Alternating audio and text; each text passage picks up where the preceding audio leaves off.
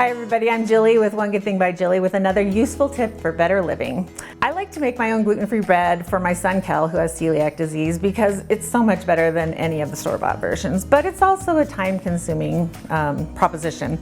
When I'm short on time, I like to make this super quick gluten-free bread that makes a single portion, just enough for one, in 90 seconds in your microwave. Not only is it quick, but it really tastes great too. So all you need are 1 large egg, 1 teaspoon water, 3 tablespoons of buttermilk, and then add your dry ingredients. 1/3 cup of gluten-free flour blend.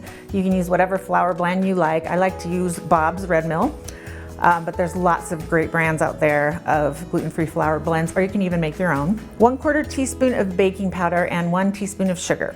And you just combine all of those together until they're well combined and put the mixture in your uncovered sandwich container. Stick that in the microwave and cook it for 80 to 90 seconds. It's gonna vary depending on your microwave. I like to check it at 80 seconds and maybe add 5 or 10 seconds more if I need to. When the timer goes off, be prepared to be amazed. You will have warm, spongy, gluten-free bread for one. Then you want to transfer the bread to a rack and let it cool completely. That's important because before you slice it, you need to let it cool.